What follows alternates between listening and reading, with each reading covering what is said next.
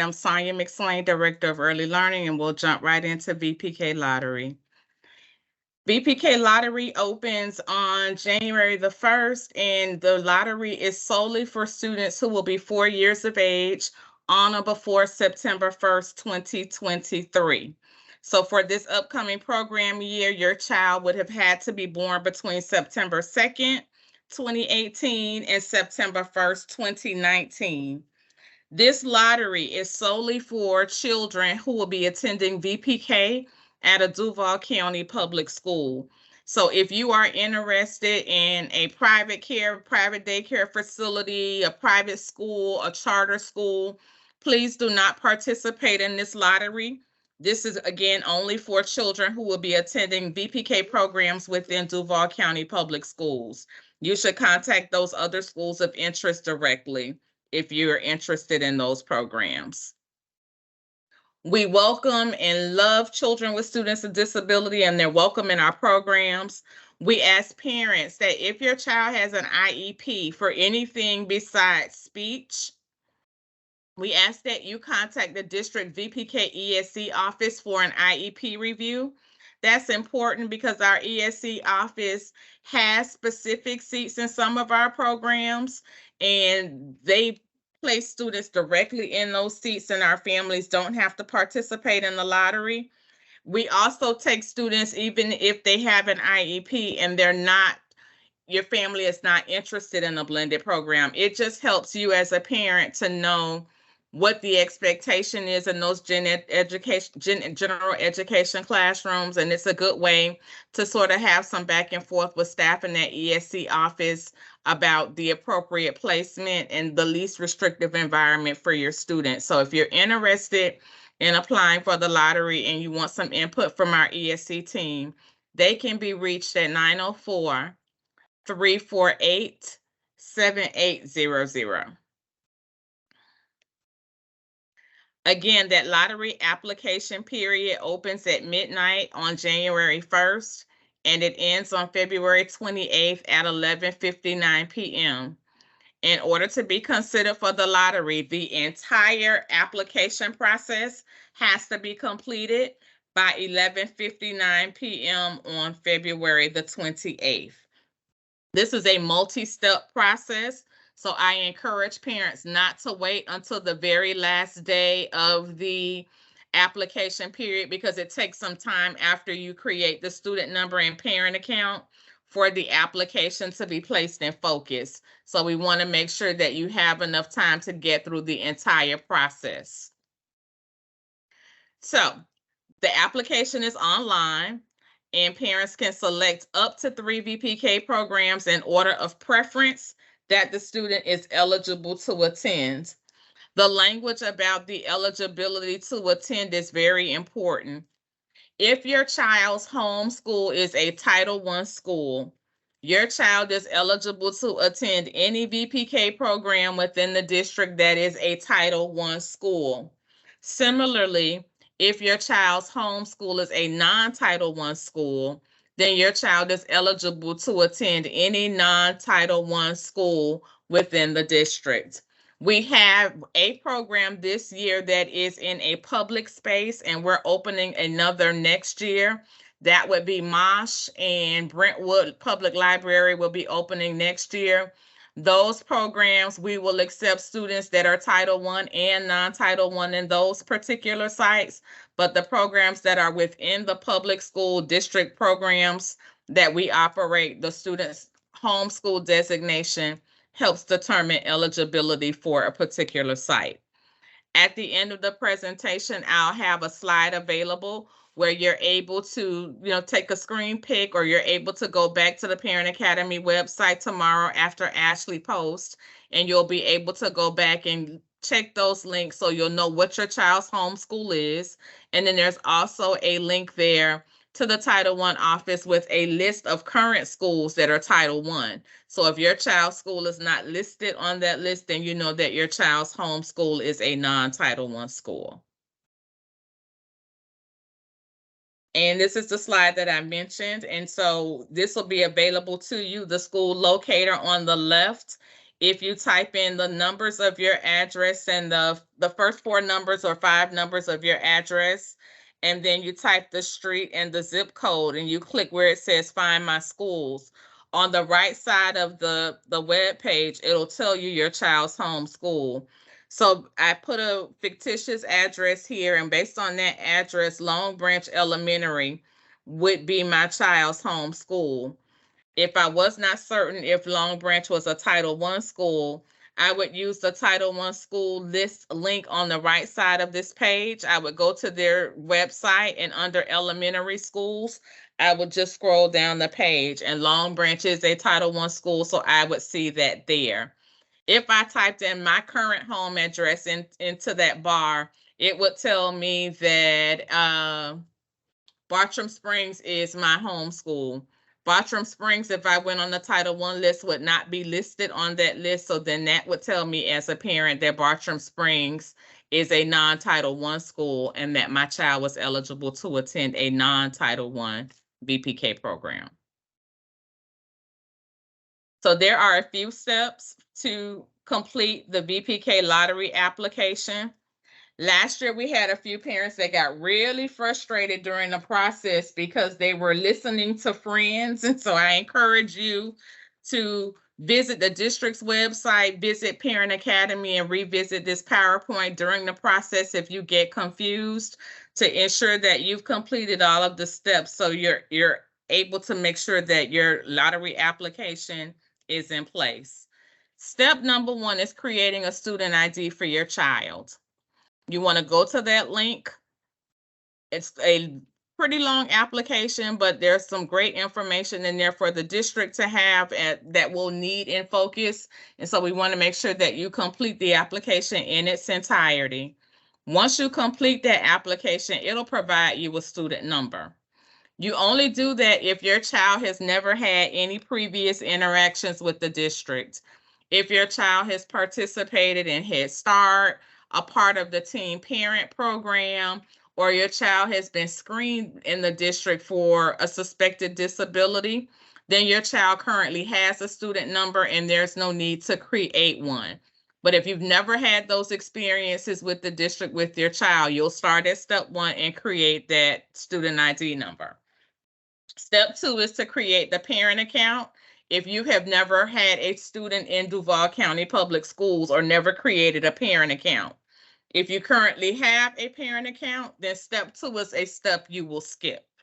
So again, step 1, we're going to create that student ID number if we've had no prior interactions. Step 2, we create that parent account if we don't currently have one.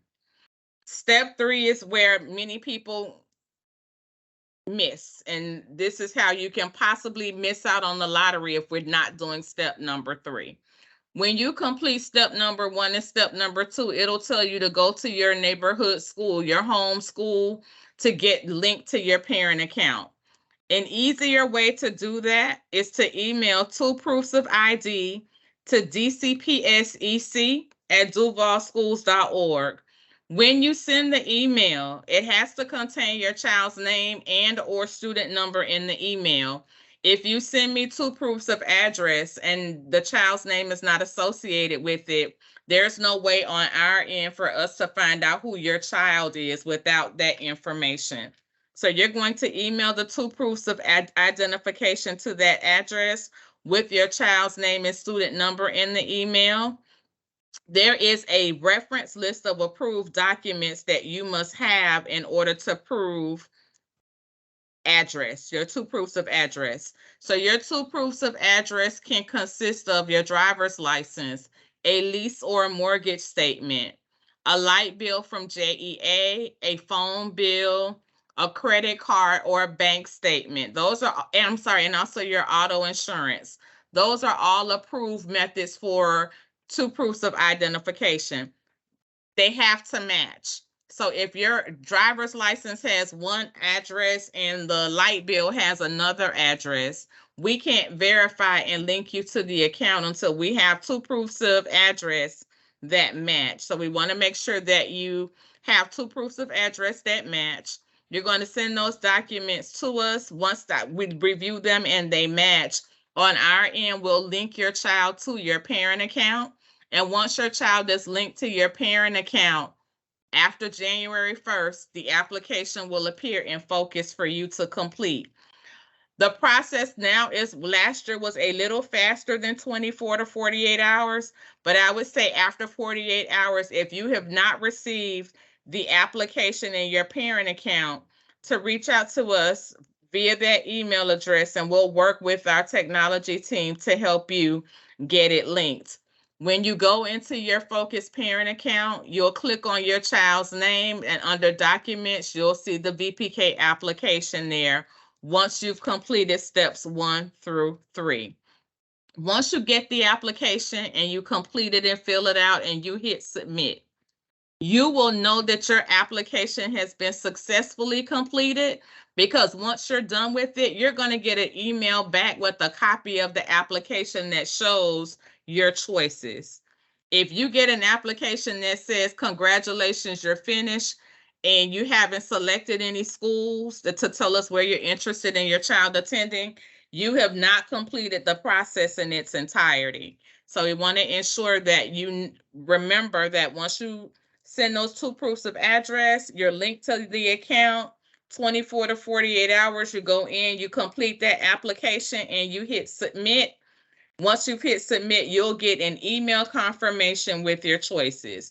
If that does not happen, you need to reach out to us so we can assist you and help troubleshoot to see where you made a misstep along the way, so we can assist you in getting that completed. Lottery notification will be made no later than late April. We're trying to accelerate the notification process, but just know that you should get something in hand by April 15th. You'll get an email notification from School Choice to look in your parent account, and your results will be there. Students who are not accepted through the lottery into any of your VPK choices are waitlisted. We have maybe a handful of schools, I would say about 10 or so of the 50 plus schools that we have VPK, that are very, very popular. The wait lists are usually over 100 students. Those schools may be a bit difficult to get into. So I just want you all to understand that if a child is not accepted through the regular lottery process, then they're waitlisted. Waitlisted students can be contacted for admission into one of their schools if an opening occurs during the summer.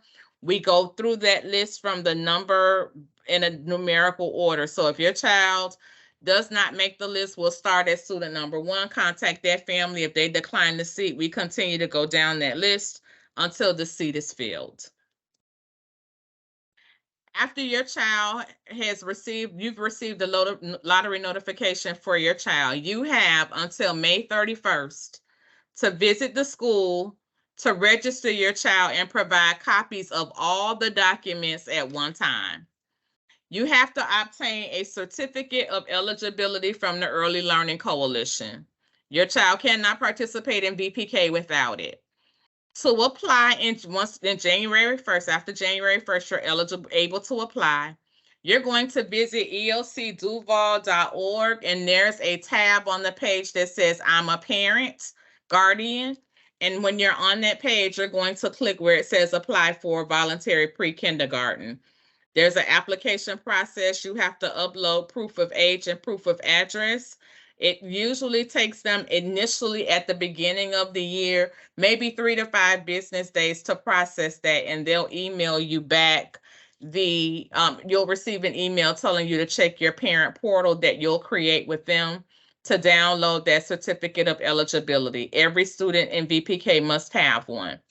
So you're going to bring a copy of that certificate of eligibility, proof of age, proof of residency, a current Florida health exam form, and a current Florida certificate of immunization. And I want to just stress the importance of it being on Florida forms. So we have families that transition from other parts of the country, and they bring us documents from other states.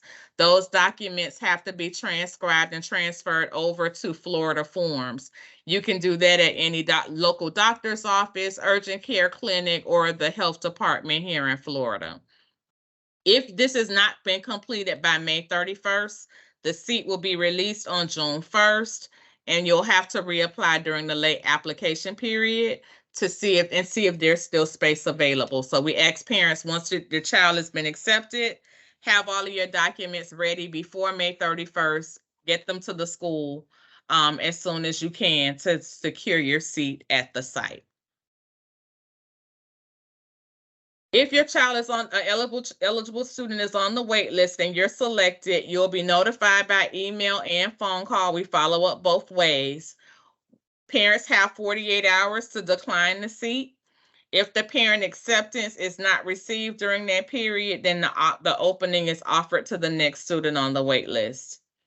If an eligible student receives one of the choices listed on the application, your child will not be placed on the wait list for any of the other choices. For example, if I apply for my child to attend Mosh, John Love, and Abbess Park, and my child gets into Abbess Park, I can't be on the wait list for my child to be at Mosh or John Love as well. So once if you put 3 choices, we're going to try to put your child in one of those seats in one of those schools based on availability.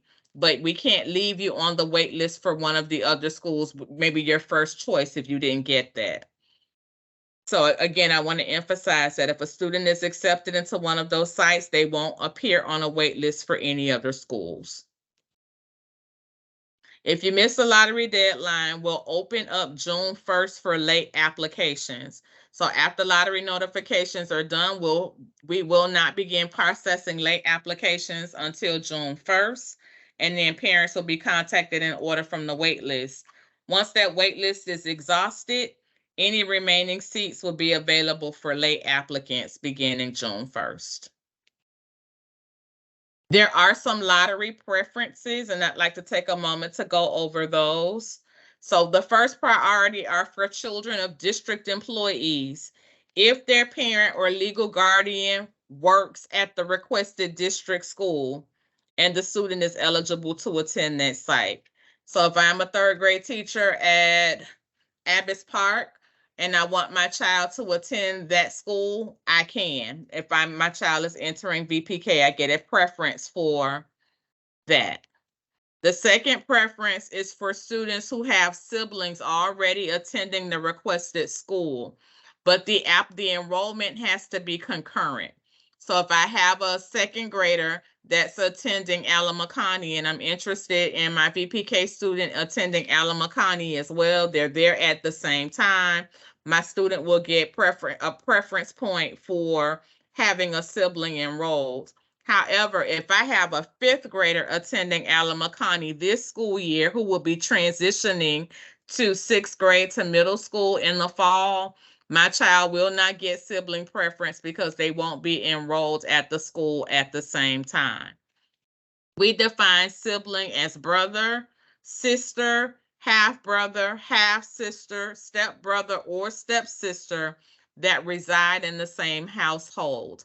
On the application, we ask for the name of the sibling that attends the school, and then once we verify that they are actually siblings and they reside at the same home, then a preference is given for siblings. The third preference is for military dependents, for families that are transitioning to Jacksonville. If you're already in the military and you're here in Jacksonville, there's no preference for that. But if it's for a new family just transitioning to Jacksonville, there is a priority for those military families. Military families have to provide us with a copy of the orders and an emergency data record to get the preference for military dependents.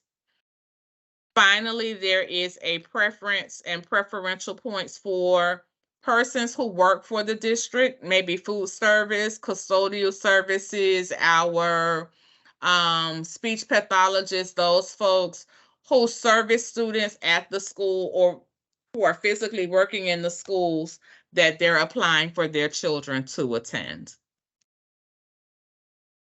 The admissions process, students are selected for the seats via a computer lottery process. and the district will admit as many eligible students to the pre-K programs as we can accommodate within that particular program at a site. We will comply with all federal requirements, not limited to Title I.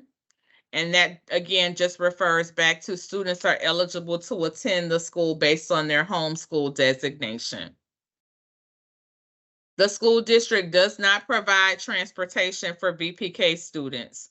Parents are responsible for transporting VPK students to and from school. There are some exceptions for some students with disabilities in our VPK programs, but by and large, parents are responsible for transporting students to and from school. There is a potty policy. District staff in a general education VPK program do not assist students with toileting needs.